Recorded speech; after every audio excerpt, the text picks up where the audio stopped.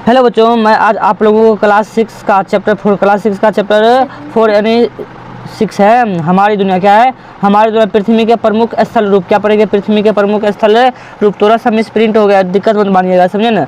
पृथ्वी के प्रमुख स्थल रूप है, क्या स्थल रूप है, समझे। देखिए आज इसका अभ्यास प्रश्न उत्तर करेंगे। पार्ट 1 के वीडियो में जब इस चैप्टर का पार्ट 1 आया था उसमें मैंने आपको सारा क्वेश्चन आंसर करवा दिया था। अगर आप इन सब का PDF पाना चाहते हैं, तो आप हमारे व्हाट्सअप ग्रुप में जुड़ जाइए। व्हाट्सएप ग्रुप में क्या करिए, जुड़ जाइए, जिसका नंबर है 95 76 39 14 15 95 76 39 14 15 है। या फिर मैं आपको ग्रुप में इसका लिंक भी दे दूँगा, डिस्क्रिप्शन में देखिएगा, डिस्क्रिप्शन इसका लिंक भी दे दूँगा, आप वहाँ से भी डायरेक्ट जाके जुड़ सकते हैं। आइए इसका क्वेश्चन आंसर देखते हैं, समझे ना। पहला क्वेश्चन कहता है कि उचित विकल्प पर सही का निशान लगाइए। उचित विकल्प पर क्या लगाइए? सही का निशान लगाइए। तो कहता है कि बिहार में सोन नदी के तरह क्षेत्रों से होकर गुजरती है। सोन नदी मतलब किस क्षेत्रों से होकर गुजरती है? आपको इसका आंसर बताना है। क्या बताना है? आंसर बताना है। देखिए सोन नदी कहिएगा पहाड़ी क्षेत्र। कौन सा पहाड़ी क्षेत्र? 4 का ऑप्शन है, एक टिक लगाइएगा। कहता कि वाल्मीकि वाल्मीकि नगर बिहार के किस क्षेत्र में अवस्थित है? बिहार के किस क्षेत्र में अवस्थित है? कहिएगा पश्चिमी क्षेत्र में। कौन सा क्षेत्र में? पश्चिमी क्षेत्र करने भी आ रही है वीडियो। पश्चिमी क्षेत्र की पश्चिमी क्षेत्र। कहता धान की फसल के लिए उपयुक्त मिट्टी है। धान की फसल के लिए उपयुक्त मिट्टी कौन सी होती है?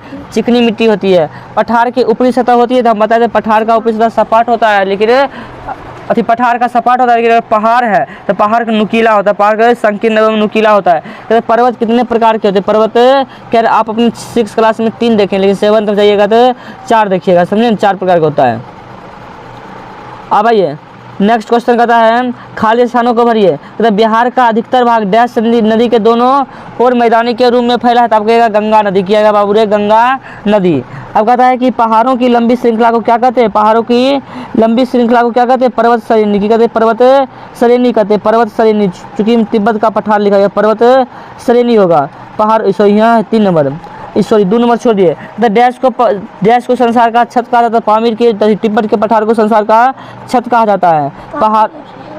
पहाड़ों की लंबी श्रृंखला को क्या कहते हैं? पर्वत श्रेणी कहते हैं, समझे। आगे कहता है कि शिमला और कश्मीर देश के प्रमुख डैश पर्यटन स्थल बन सके। तो कहिएगा कि पर्वतीय पर्यटन स्थल के रूप का उदाहरण है। कहता प्राकृतिक वातावरण के बदलते स्वरूप के कारण बढ़ती डैश है, तो बढ़ती जनसंख्या होगा। क्या होगा? बढ़ती जनसंख्या। बढ़ती की लिखा है वातावरण को बदलते स्वरूप, प्रदूषण भी हो जाएगा लेकिन जनसंख्या भी है, समझे ना। जनसंख्या इसका मुख्य आंसर होगा। अब आइए आगे कहता कि मैदानी क्षेत्र की क्या क्या विशेषता है? मैदानी क्षेत्र की क्या क्या विशेषता है ये आपको लिखना होगा। पॉइंट भी बना के लिख सकते हैं या भाषा के रूप में भी लिख सकते हैं। कि मैदानी क्षेत्र में कृषि योग्य उपजाऊ खेती है, मतलब खेत भूमि है, मतलब कि मैदानी क्षेत्र में ज़्यादा भूमि है जिसमें फसल उगाया जाता है, खेती कृषि की जाती है। कहिएगा कि ये ज़मीन समतल होती है, अतः सड़क रेल मार्ग बनाना इसमें आसान होता है। इन सभी कारणों से जनसंख्या घनी पाई जाती है। यहाँ पे जनसंख्या क्या पाई जाती है? घनी पाई जाती है। अब देखिए आगे नेक्स्ट क्वेश्चन कहता है कि सरकार निर्माण का कार्य किस क्षेत्र में आसान होगा? मतलब कि सड़क निर्माण का कार्य किस क्षेत्र में आसान होगा? तो कहेगा सड़क निर्माण का कार्य मैदानी क्षेत्र में आसान होता है, क्योंकि यहाँ की ज़मीन समतल होती है और जनसंख्या भी घनी होती है। कहता पर्वत पठार मैदान के दोहन से इन पर क्या प्रभाव पड़ा है? लिखे, मतलब किसके बारे में बताना है। तो आपके यहाँ कि पर्वत के दोहन से उनकी ऊंचाई के साथ साथ इस पर जो जंगल थे वो भी समाप्त हो रहे हैं। खास करके पेड़ पौधों की कटाई की जा रही है, जिससे पर्यावरण बुरी तरह से कुप्रभावित हुआ है। पठारों पर खनिजों के दोहन के लिए उस पर के वनों को भी काटना पड़ता है। खनिजों के अधिक दोहन से समाप्ति की ओर अग्रसर है, मतलब कि ये सब अधिक दोहन करें तो ये सब समाप्ति की ओर है। मैदान के दोहन से उनका उपजाऊपन समाप्त होता जा रहा है। मैदान का दोहन से उसका उपजाऊपन क्या होते जा रहा है? समाप्त होते जा रहा है। अब आगे आइए देखते हैं। अगर मैदान में ही अधिक लोग क्यों बसते हैं? क्योंकि मैदान में उपजाऊ मिट्टी है, घर बनाना आसान है, सड़क और रेल के निर्माण भी कोई कठिनाई नहीं होती है। कहीं से आवश्यकता के सामान मंगाना पड़ता है तो तुरंत ही अधिक सामान को कहीं भेजना आसान होता है, मतलब कहीं से आप सामान को तुरंत ले आ सकते हैं और तुरंत भेज सकते हैं। भौमजल स्तर भी निकट रहता है। इन्हीं कारणों से मैदानी क्षेत्र में लोग अधिक बसते हैं। अगर पर्वत कितने प्रकार के होते हैं? सभी का नाम लिख दीजिएगा। पर्वत 3 प्रकार के होते हैं, बलित पर्वत, सुत्य पर्वत और ज्वालामुखी पर्वत। अब इन सब का उधर परिभाषा देख लीजिए। बलित पर्वत क्या? बलित पर्वत उबड़ खाबड़ तथा परतदार और मुड़े हुए चट्टानों से निर्मित होते हैं। इन्हें क्या कहते हैं? बलित पर्वत कहते हैं। जैसे भारत का हिमालय पर्वत, जैसे भारत का कौन सा पर्वत? हिमालय पर्वत। अब आइए आगे देखते हैं आगे क्या है।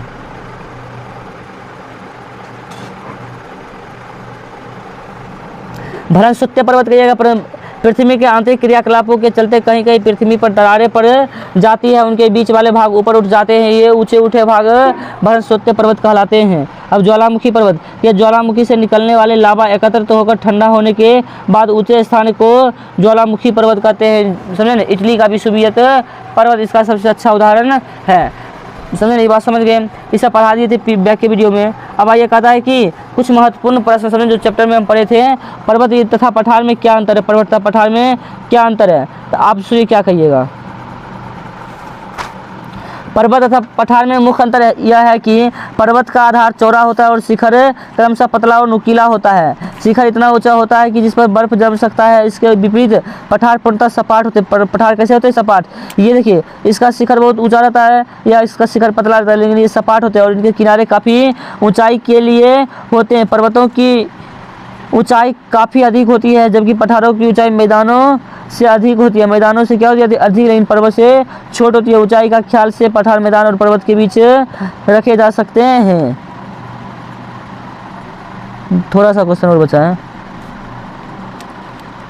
पहले, मनुष्य के लिए पर्वत किस प्रकार उपयोगी है, समझे। देखिए, ये सब इंपॉर्टेंट क्वेश्चन है, बीच से बना है। कि पर्वत पर जाड़े में बर्फ इकट्ठा होता है, गर्मी में गलकर पानी बनकर नदियों तक पहुंचते हैं। बड़ी बड़ी नदियां बांध बनाकर बिजली पैदा की जाती है। ऊंचे पर्वतों पर विभिन्न वनस्पतियां पाई जाती है और औषधीय गुणों से भरपूर होती है। पर्वत का सैलाब होते हैं जहाँ सैलानियों का आना जाना जारी रहता है। विदेशी सैलानियों में विदेश मुद्रा आय होती है, मतलब कि विदेश मुद्रा आय होती है इन सब पर्वतों पर पिघल के, समझे, इसलिए हमारे लिए उपयोगी है। अब अगला कहता है कि मैदानों का निर्माण किस प्रकार होता है। तो मैदानों का निर्माण नदियों द्वारा लाए गए निक्षेप द्वारा होता है। नदियाँ मिट्टी, बालू, पत्थर के टुकड़े अपने साथ बहा कर लाती है और अपने अगल बगल फैलाती है और बाद में हुए अधिक मिट्टी लाती है और मैदान में फैला देती है। ये बाद वाले मैदान काफ़ी उपजाऊ होती है। बाढ़ वाले मैदान क्या होती है, काफ़ी उपजाऊ होती है। एक और इम्पोर्टेंट क्वेश्चन है, उसको भी देख लेते हैं। कहता वनों से मनुष्य के क्या क्या लाभ है। तो वनों से मनुष्य का निम्न लाभ है। वनों से मनुष्य का क्या है, निम्न लाभ है। जैसे वन वन्य पशुओं को आश्रम स्थल मिलते हैं। वनों से औषधीय जड़ी बूटियाँ मिलती है। मधु, गोंद, रेशम कीट आदि अनेक वस्तुएं ये सब जंगल से ही प्राप्त होते हैं। वन से प्राप्त जलावन के लिए मूल्यवान लकड़ियाँ भी प्राप्त होती है। वन वर्षा कराने में भी सहायक होती है। अगर आपको यह वीडियो अच्छा लगा है तो चैनल को सब्सक्राइब करें। चैनल को क्या कर ले बाबू, सब्सक्राइब कर ले और कमेंट करके हम मुझे ज़रूर बताएं कि वीडियो आपको कैसा लगा, समझे ना। धन्यवाद वीडियो देखने के लिए।